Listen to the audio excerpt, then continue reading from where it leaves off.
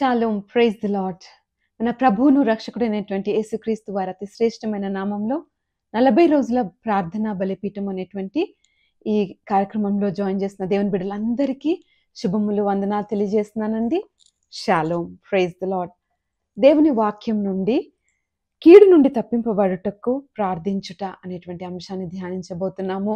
ఈ 40 రోజుల ప్రార్థనా బలిపీఠము ద్వారా మీరు ఎంతగానో ఆత్మీయంగా బలం పొందుకుంటున్నారని, మీ ప్రార్థనా జీవితాల్లో ఎదుగుచున్నారని నమ్ముచు అందును బట్టి దేవుని స్తుతిస్తున్నాము. ప్రత్యేకంగా ఈరోజు ఈ అంశంలో మరి పాల్గొనడానికి, దీని గురించి నేర్చుకోవడానికి మీకు కలిగిన ఆసక్తిని బట్టి కూడా నేను ప్రభుని ఎంతగానో స్తుతిస్తున్నాను. చివరి వరకు వాక్యం విని ఆశీర్వాదాలు పొందాలని ప్రభు ప్రేమను బట్టి మనం చేస్తున్నాను. మరి వాక్య ధ్యానంలోకి వెళ్లే ముందు చిన్న ప్రార్థన చేసుకుందామా. సర్వశక్తి గల యావే, ప్రేమ గల పరలోకపు తండ్రి, జీవం కలిగిన నాయన, నీ ఘనమైన నామానికి స్తుతులు, స్తోత్రములు ప్రభా. ఇప్పుడు వచ్చిన బిడ్డలందరిని బట్టి నీకు వందనాలు, స్తోత్రములు నాయన. కీడు నుండి తప్పింపబట్టకి ఏ విధంగా ప్రార్థన చేయవలనో నాయన, ప్రతి కీడు నుండి, దుష్టత్వం నుండి, భ్రష్టత్వం నుండి తప్పింపబడి నాయన, మరి మేము దీవించబడి దీవెనకరంగా ఎలా ఉండగలమో మాకు బోధించండి. పరిశుద్ధాత్మదేవ, మీరు మాట్లాడండి. అందరితో కొంత సమయం ముచ్చటించి ఈ వాక్య వినుకల్లో ఆశీర్వదించమని నజరేయుడును సర్వశక్తి గల యేసు నామములో ప్రార్థించి పొందుకుని ఉంటున్నాం తండ్రి. ఆమేన్. Praise the Lord. చదువుదామా అండి దేవుని వాక్యం నుండి? 1 పేతురు 5వ అధ్యాయము 8వ వచనము. దేవుని వాక్యం ఇలా సెలవిస్తుంది: నిబ్బరమైన బుద్ధి గలవారే మెలకువగా ఉండుడి. మీ విరోధి అయిన అపవాది గర్జించు సింహం వలె ఎవరిని మింగుదునా అని వెదుకుచూ తిరుగుచున్నాడు. హల్లెలూయా. మరి కీడు నుండి తప్పింపబట్టకు ప్రార్థన చేయాలి అంటే కీడు ఎక్కడి నుండి వస్తుంది, ఎవరి నుండి వస్తుంది అనేటువంటి విషయం మనం తెలుసుకోవాలి. We have a real enemy. We have one enemy who is real. మనము అది కెనాట్ డినై ఇట్. సాతాన్ని ఎవరిని మింగుదునా అని గర్జించు సింహం లాగా మన విరోధి, అపవాది, దుష్టుడు, మరి సాతాన్ అనబడేటువంటి వాడు ఇటు అటు తిరుగుచు ఎవరిని మింగుదునా అని చూస్తూ ఉన్నాడు. మరి అటు విరోధి మనకు ఉన్నాడు కాబట్టి, వాడు మనకి కీడు కలుగజేస్తాడు కాబట్టి మనము జాగ్రత్తగా ఉండాలి. దాని విషయమే ప్రార్థన చేయాలి. దొంగిలడానికి, నాశనం చేయడానికి, హత్య చేయడానికి వస్తాడు అని యోహాను రాసిన పత్రిక 10వ అధ్యాయం 10వ వచనంలో ఉంది. సాతాన్ని ఎవరిని నాశనం చేద్దామా, ఎవరికి కీడు కలుగజేద్దామా, ఎవరిని ఏ పాపంలో పడేద్దామా, ఏ శోధనలో పడేద్దామా, ఇక ఇదే వాడి డ్యూటీ 24/7. ఎప్పుడు సాతాను వాడి అనుచరులు దేవుని బిడ్డలను ప్రత్యేకంగా ఎలాగ కీడులో వేయాలా అనే ప్రయత్నం చేస్తూ ఉంటారు. అయితే ఇలాంటి కీడు నుండి మనల్ని తప్పించడం కోసం యేసుక్రీస్తు వారు సిలువలో అపవాదిని జయించినారు. హల్లెలూయా. సిలువలో అపవాది తలను చితకద్రొక్కి, వాడికి ఏ అధికారం లేకుండా వాడిని నిరాయుధుడిగా చేసేసి ఆయన బాహాటంగా వేడుక కనపరిచేశారు. కాబట్టి ఇప్పుడు కీడు విషయమే మనం భయపడనక్కర్లేదు, కానీ ప్రార్థన చేయాలి. హల్లెలూయా. మరి యేసు ప్రభు వారు తండ్రికి ప్రార్థన చేయమని పరలోక ప్రార్థన నేర్పిస్తూ శిష్యులకు బోధించారు కదా. మత్తయి రాసిన సువార్త 6వ అధ్యాయము 13వ వచనంలో, మమ్మల్ని శోధనలోనికి తేక దుష్టుని నుండి మమ్మల్ని తప్పించుము అని మీరు ప్రార్థన చేయాలి అని ప్రభు బోధించారు. అంటే ఖచ్చితంగా కీడు రాకుండా ప్రార్థన చేయాలనే విషయం మనము గమనిస్తూ ఉన్నాము. మరి అక్కడ దుష్టుని నుండి అన్న పదానికి ఫుట్ నోట్స్ లో మనం చూసినప్పుడు ఏముంది? కీడు నుండి మమ్మల్ని తప్పించుము అని మనం తండ్రికి ప్రార్థన చేయాలి. యేసు నామములో తండ్రికి మనం చేసే ప్రతి ప్రార్థనకి సమాధానం వస్తుంది.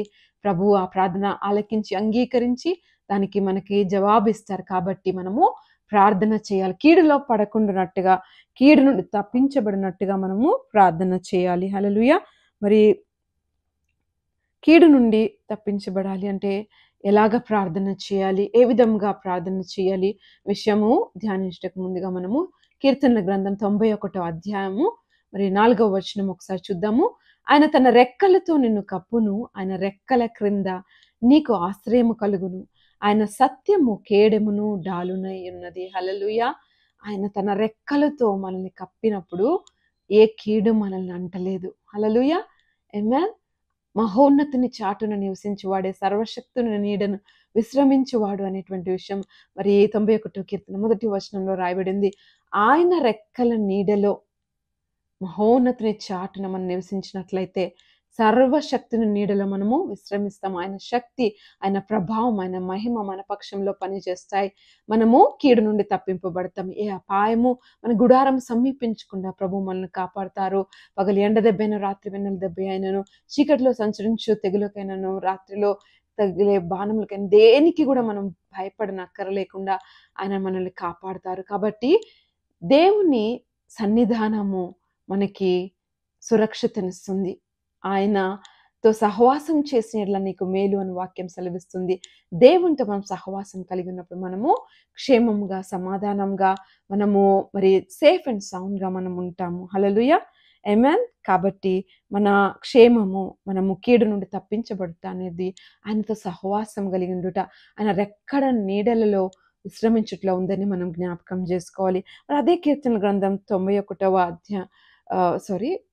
వచనంలో మనం చూసినప్పుడు, వాక్యంలో మనం చూస్తే అక్కడ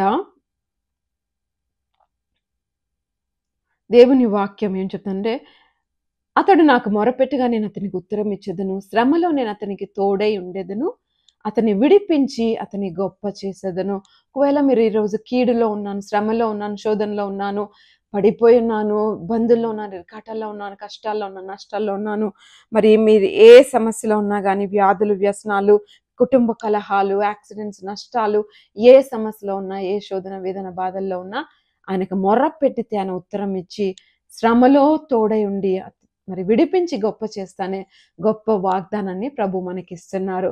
అయితే శ్రమలో, కీడులో పడి దాని నుండి విడిపించబట్ట అనేటువంటిది గొప్ప విషయం. అయితే అంతకన్నా గొప్ప విషయము కీడులో పడకుండా ఉండడము. అది సాధ్యమేనా? అలాగా వీలవుతుందా మనం అడిగితే, మరి కీర్తనల గ్రంథము 91:12 ఉంది కదా, నీ పాదములకు రాయి తగలకుండా వారు నిన్ను తమ చేతుల మీద ఎత్తి పట్టుకొందురు. హల్లెలూయా. మరి కీడులో పడకుండా, కీడు రాకుండా కాపాడబట్ట సాధ్యమేనా అంటే ఖచ్చితంగా సాధ్యమే. మనం చూస్తున్నాం కదా, కీర్తనల గ్రంథం 91:12 నీ పాదములకు రాయి తగలకుండా వారు నిన్ను తమ చేతుల మీద ఎత్తి పట్టుకొందురు. దేవుని దూతలు మనకి కాపులుగా ఇవ్వబడినటువంటి సేవకులైన ఆత్మలు. వారు మనల్ని మన పాదములకు రాయి కూడా తగలకుండా అంత సురక్షితంగా కాపాడతారని వాక్యం సెలవిస్తుంది. మరి అలాగా కాపాడబడగలగాలి అంటే, మనము ఆ విధంగా కీడు నుండి తప్పించబడాలి అంటే మనము ప్రార్థన చేసుకోవాలి. మనము వాక్యాన్ని ఎత్తిపట్టి ప్రార్థన చేసినప్పుడు ఆ వాక్యం, ఆ ప్రార్థన దేవుని దూతలకు బలముగా ఉంటది. వారు మన పక్షంలో పనులు జరిగిస్తారు. కాబట్టి మరి దూతల ద్వారా ఆయన మనల్ని కాపుదల దయచేస్తారు, కీడు నుండి తప్పిస్తారు. కాబట్టి మనం నమ్మి విశ్వసించి దానిని బట్టి ప్రార్థన చేయాలి.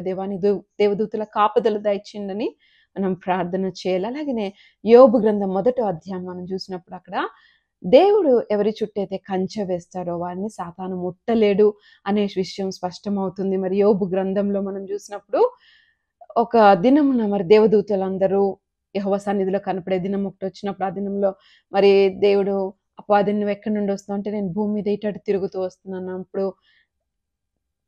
దేవుడు అంటారు, మరి నా సేవకుడైన యోబుని చూసావా, ఎంత యథార్థవంతుడిగా, నీతిమంతుడిగా ఉన్నాడు అన్నప్పుడు సాతాను అనే మాటలు చూడండి.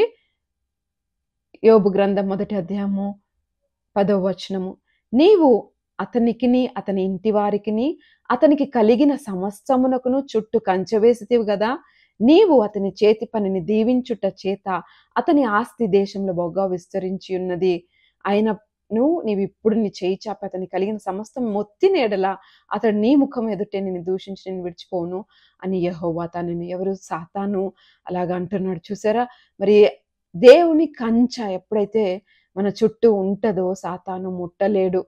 దేవుని అనుమతి లేకుండా సాతాను మన దరికి రాలేడు. అలాంటి కంచె యోబు చుట్టూ వేయబడింది.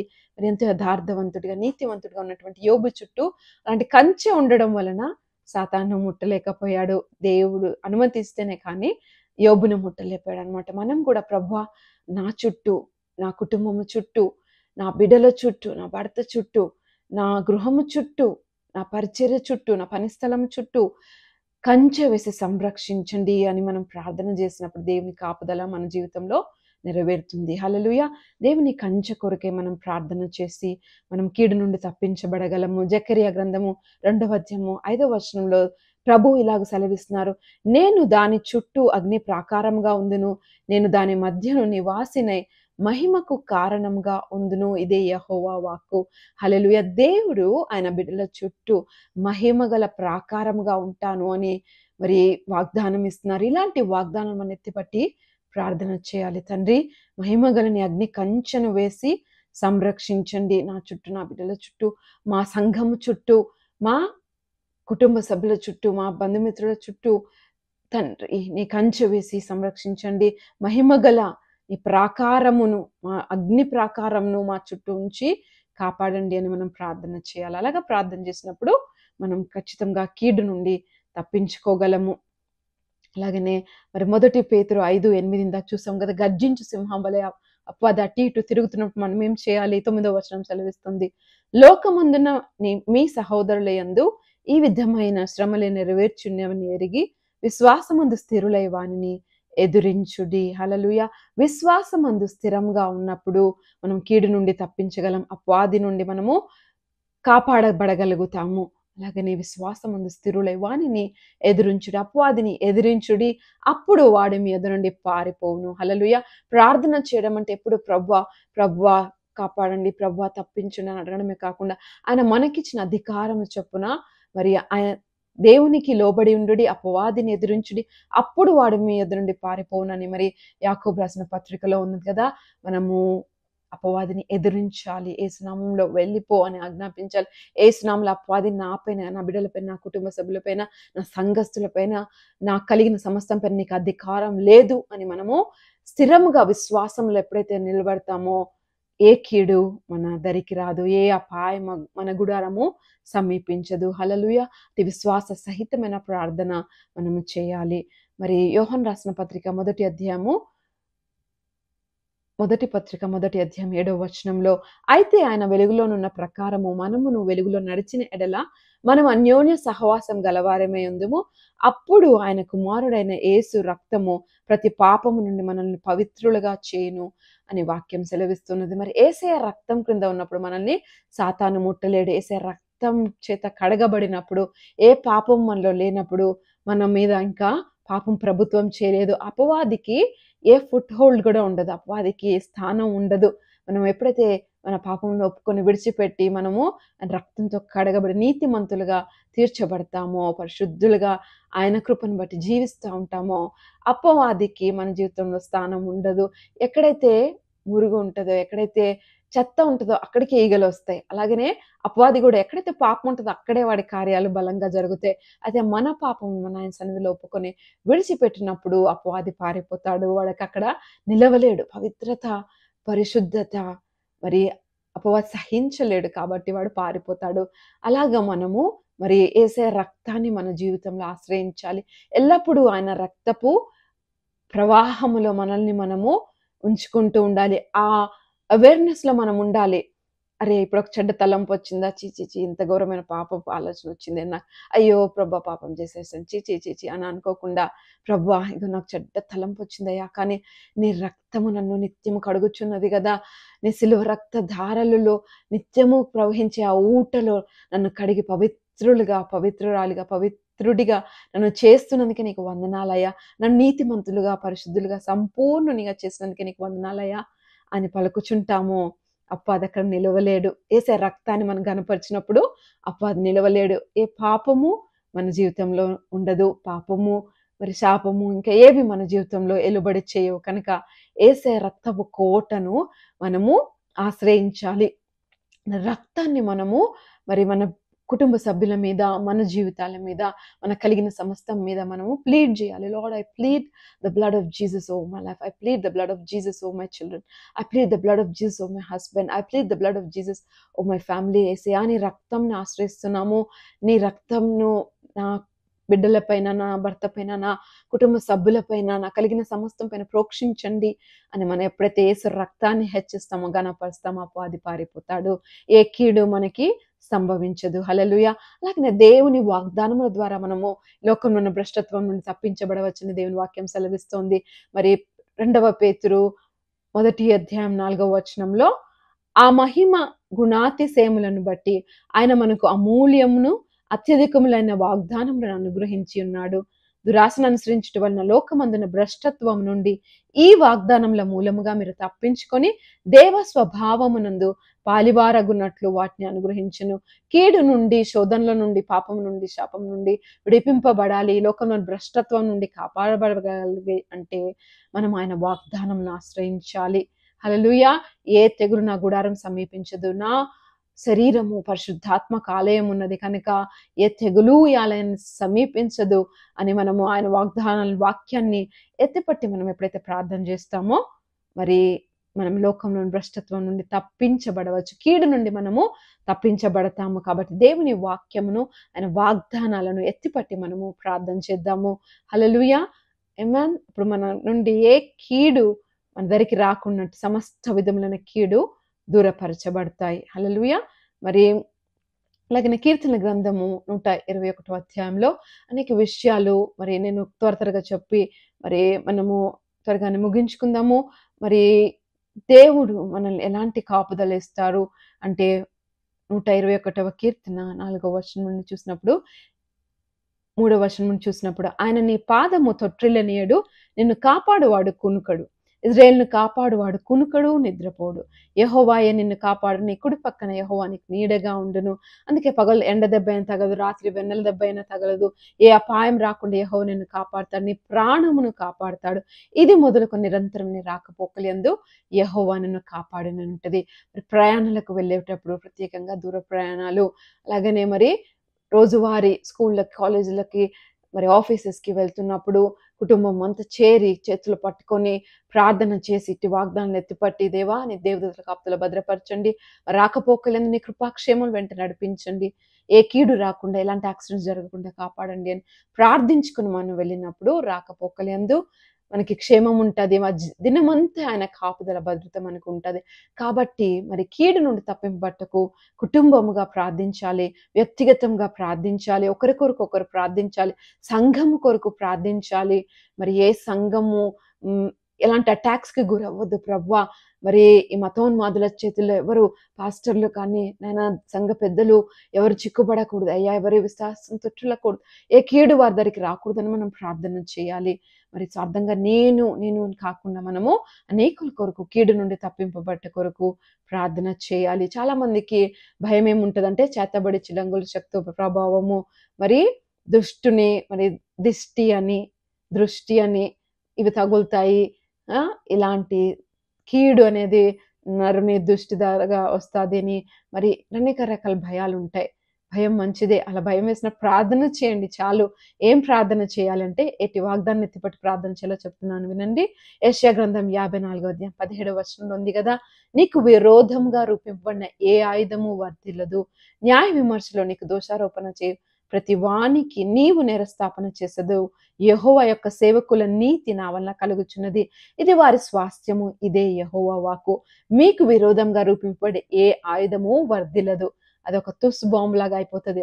ఆయుధాలు రూపింపబడవచ్చు, ఎవరైనా ఏదైనా చేయొచ్చు, ఏ బాణమతియో ఏ చేతపడో ఏది చేసినా కానీ అది ముందుగా పేర్కొన్న విధంగా మనం ప్రార్థన చేస్తూ, వాక్యం ధ్యానిస్తూ, వాక్యాన్ని ఎత్తిపరచు, వాగ్దానాలను బట్టి ప్రార్థిస్తూ ఉన్నప్పుడు నీకు విరోధంగా రూపింపబడిన ఏ ఆయుధము వర్ధిల్లదు, నీ మీద పని చేయదు.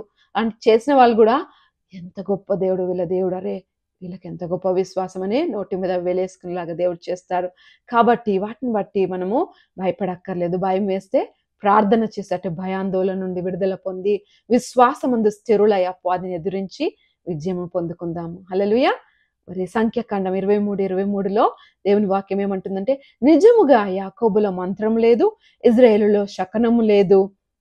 ఆయా కాలముల యందు దేవుని కార్యములు యాకోబు వంశస్థులకు ఇజ్రాయేలీలకు తెలియజెప్పబడును. హల్లెలూయా. నిజముగా యాకోబులో మంత్రం లేదు, ఇజ్రాయేలులో శకునం లేదు. ఏది కూడా దేవుని బిడల మీద పని చేయదు. దేవుని సంఘములో ఎలాంటి అపవాది క్రియలు పని చేయవని మరి దేవుని వాక్యము స్పష్టంగా తెలియజేస్తా ఉంది. మరి లూకా రాసిన సువార్త 10వ అధ్యాయం 19వ వచనంలో మరి ఇలాంటి పీడనలతో, బాధలతో ఉన్న వారికైతే గొప్ప వాగ్దానము, మనందరికీ కూడా గొప్ప ఆదరణ, నెమ్మది ఇచ్చేటువంటి వాగ్దానం చెప్తున్నాను. ఇది చివరిగా చెప్పుకొని ప్రార్థన చేసుకుందాము. లూకా సువార్త 10వ అధ్యాయం 19వ వచనము. ఇదిగో పాములను తేళ్లను త్రొక్కుటకును శత్రువు బలమంతటి మీదను మీకు అధికారము అనుగ్రహించి ఉన్నాను. ఏదియు మీకు ఎంత మాత్రము హాని చేయదు. హల్లెలూయా, ఆమేన్. మనకి దేని మీద అధికారం ఉంది అంటే పాములను త్రేళ్లను తొక్కుటకు, ఎదురుగా వచ్చి మన మీద అటాక్ చేసే డెవిల్ మీద, అలాగే తేళ్లలాగా వెనక నుండి వచ్చి మనల్ని అటాక్ చేసే మరి ఇలాంటి బ్యాక్ బైటర్స్ నుండి కానీ ఏది కూడా ఎంత మాత్రం హాని చేయదని వాక్యం సెలవిస్తుంది. వాటన్నిటి మీద మీకు అధికారం అనుగ్రహింపబడి ఉన్నది. హల్లెలూయా. యేసయ్య మనకి రక్తము ద్వారా, ఆయన రక్తం ద్వారా కొని తీసుకొచ్చిన అధికారం ఏంటి అంటే శత్రు బలం అంతటి మీద అధికారము. Over all the works of the enemy, over all the power of the enemy. వాడికి శక్తి లేదంటే ఉంది, వాడికి కూడా బలం ఉంది, వాడికి కూడా పవర్ ఉంది, కానీ దాని మీద మనకు అధికారం ఇవ్వబడి ఉంది యేసు నామంలో. హల్లెలూయా. మరి ఆయన నామమును మనం ఉపయోగించి ప్రార్థించినప్పుడు, ఎదిరించినప్పుడు, మనము అపవాదిని ఎదిరించినప్పుడు యేసు నామములో అధికారంను ఉపయోగిస్తూ మనము విశ్వాసమందు స్థిరముగా నిలకడగా ఉండి వాడిని ఎదుర్కొన్నప్పుడు మనకి విజయం కలుగుతుంది. మరి వాక్యం సెలవిస్తుంది కదా, ఏదియు నీకెంత మాత్రము హాని చేయదు అంటే చిన్న సమస్య కూడా రావడానికి లేదు, పెద్ద సమస్య కాదు, చిన్నవి కూడా ఏదియు ఎంత మాత్రము కూడా హాని చేయడానికి వీల్లేదు, హాని చేయదు అని ఇంత గొప్ప వాగ్దానం ఇస్తున్నారు ప్రభు. హల్లెలూయా. మరి ఇలాంటి గొప్ప వాగ్దానం మనకున్నప్పుడు వీటిని ఎత్తిపట్టి మనం ప్రార్థన చేయొద్దా?